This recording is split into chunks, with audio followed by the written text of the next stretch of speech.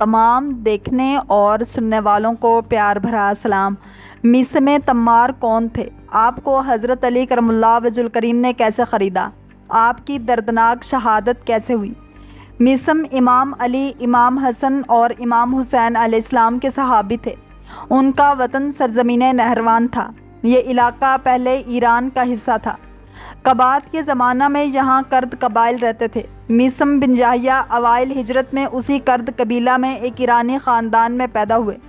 چونکہ ان کے خاندان میں خرما فروشی کا مشغلہ تھا، اس لیے میثم تمار مشہور ہوئے۔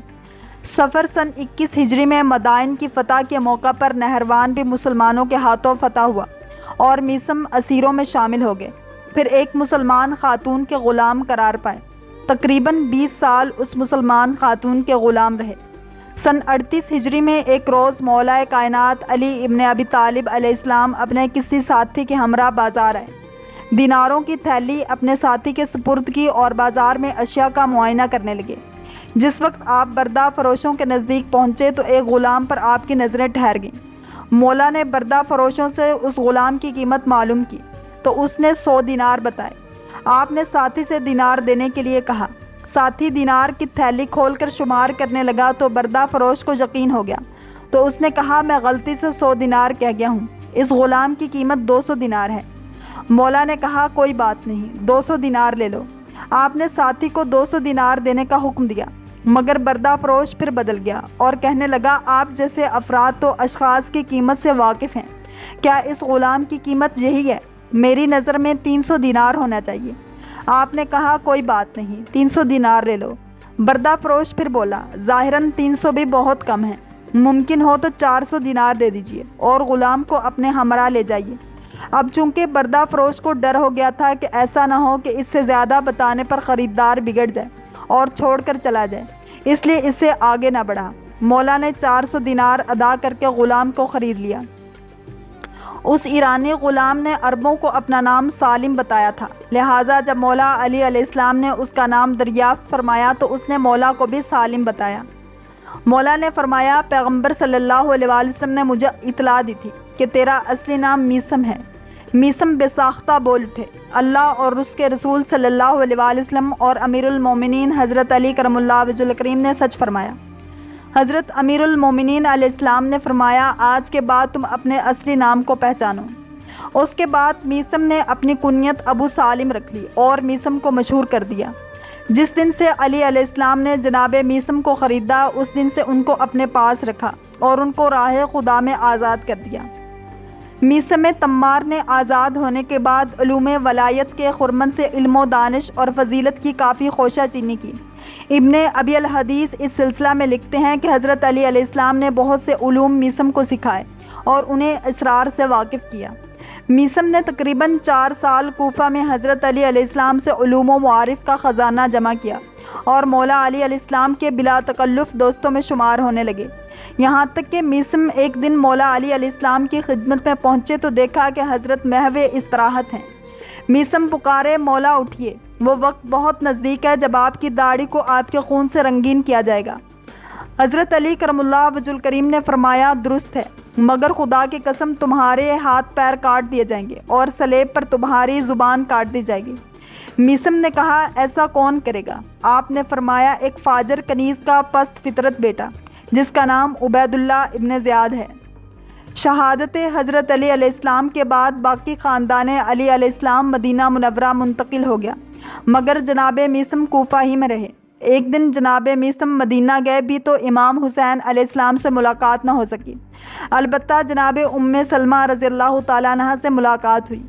جناب سلمہ رضی اللہ تعالیٰ عنہ نے آپ کو عطر دیا جس سے آپ نے اپنی داڑھی کو معطر کیا۔ تبھی جناب سلمہ رضی اللہ تعالیٰ عنہ نے آپ کی شہادت کی خبر دی اور بتایا کہ پیغمبر صلی اللہ علیہ وآلہ وسلم تمہیں یاد کرتے تھے۔ میثم نے خانہ خدا کی زیارت کے بعد کوفہ کا رخ کیا، لیکن کوفہ کے حالات درہم برہم اور تتر بتر ہو چکے تھے۔ مسلم بن عقیل رضی اللہ تعالیٰ عنہ اور ہانی کو عبید اللہ ابن زیاد نے شہید کر دیا تھا۔ عبید اللہ ڈر گیا کہ اگر میثم کوفہ میں قدم رکھیں گے تو لوگوں کو اپنے گرد جمع کر لیں گے، اس لیے حکم دیا کہ انہیں کوفہ میں داخل ہونے سے پہلے گرفتار کریں۔ عبید اللہ کے سپاہیوں نے میثم کو قادسیہ کے مقام پر گرفتار کر کے عبید اللہ کے پاس پیش کیا۔ بعض افراد نے میثم کی طرف اشارہ کر کے عبید اللہ سے کہا، یہ شخص علی علیہ السلام کی نظر میں سب سے زیادہ محبوب تر تھا۔ عبید اللہ نے کہا، افسوس ہو آپ پر، کیا علی اس اجمی کا اس قدر احترام کرتے تھے؟ اس کے بعد کہا، کیا تم میثم ہو؟ میثم نے کہا، ہاں۔ عبید اللہ نے کہا، تیرا پروردگار کہاں ہے؟ میثم نے کہا، ظالموں کی گھات میں، اور تم ایک ظالم ہو۔ عبید اللہ نے کہا، ابو تراب سے اظہار نفرت کرو۔ میثم نے فرمایا، میں ابو تراب کو نہیں جانتا ہوں۔ عبید اللہ نے ایک بار پھر کہا، علی بن ابی طالب سے اظہار نفرت کرو۔ میثم نے جواب میں کہا، ایسا نہیں کروں گا۔ عبید اللہ نے کہا، خدا کی قسم میں تیرے دونوں ہاتھ پاؤں کاٹ دوں گا اور تجھے دار پر چڑھا دوں گا۔ میثم نے جواب میں کہا، اس دن کی میرے مولا نے مجھے خبر دی ہے۔ عبید اللہ نے پوچھا، تیرے مولا نے اور کیا کہا ہے؟ میثم نے جواب دیا، انہوں نے فرمایا ہے تیرے ہاتھ پاؤں اور زبان کو کاٹ دیں گے اور تجھے دار پر چڑھا دیں گے۔ عبید اللہ نے پوچھا، کیا تیرے مولا نے یہ نہیں کہا کہ یہ کام کون انجام دے گا؟ میثم نے جواب دیا، ہاں۔ فرمایا کہ بنی امیہ کا زنا زادہ عبید اللہ بن زیاد یہ کام کرے گا۔ عبید اللہ شدید طور پر غضبناک اور بے چین ہوا اور میثم کے جواب میں کہا، میں تیرے ہاتھ پاؤں کو کاٹ دوں گا لیکن تیری زبان کو چھوڑ دوں گا تاکہ تیرے مولا کا جھوٹ ثابت ہو جائے۔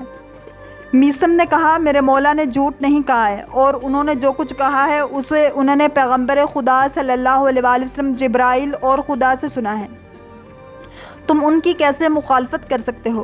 میں عصر اسلام میں پہلا شخص ہوں گا جس کی زبان پر لگام لگا دی جائے گی۔ عبید اللہ نے کہا کہ میثم کو مختار ثقفی کے ہمراہ زندان میں ڈال دیا جائے، اور ایسا ہی کیا گیا۔ ابن حجر کتاب الاصابہ میں لکھتا ہے کہ ایک دن میثم سے علی علیہ السلام نے فرمایا، تم میرے بعد گرفتار کر لیے جاؤ گے اور تمہیں ایک ضربت سے زخمی کیا جائے گا اور 3 دن تک سولی پر چڑھے رہو گے۔ تیسرے دن تمہاری ناک اور منہ سے خون بہے گا اور تمہاری داڑھی رنگین ہو جائے گی۔ تم عمر بن حریث کے گھر کے سامنے سولی پر چڑھائے جاؤ گے۔ مقتولین میں تم 10ویں آدمی ہوگے۔ تمہاری سولی دوسروں کی سولی سے چھوٹی ہوگی۔ جناب میثم کو جب علی علیہ السلام کے جرم میں سن 60 ہجری میں امام حسین علیہ السلام کے کربلا پہنچنے سے 10 دن پہلے قتل کر دیا گیا تھا۔ ان کا جنازہ 3 دن تک سولی پر لٹکا رہا۔ آخر کار 7 خرما فروشوں نے رات میں سپاہیوں کو دھوکہ دے کر آپ کا جنازہ درخت سے اتارا اور دریا کے بیچ میں دفن کیا۔ آج جناب میثم کی قبر کوفہ کی مسجد کے جنوب غربی میں چھوٹے سے گنبد کے نیچے چاہنے والوں کی آماج گاہ بنی ہوئی ہے۔ اللہ کریم ہم سب کو دین اسلام کی پیروی کرنے والا اور عشق مصطفیٰ صلی اللہ علیہ وآلہ وسلم نصیب فرمائے۔ اگر آپ کو یہ ویڈیو پسند آئی ہے تو لائک، شیئر اور سبسکرائب کرنا مت بھولیے تاکہ ایسی ہی اسلامک انفارمیٹیو ویڈیوز آپ تک پہنچتی رہیں۔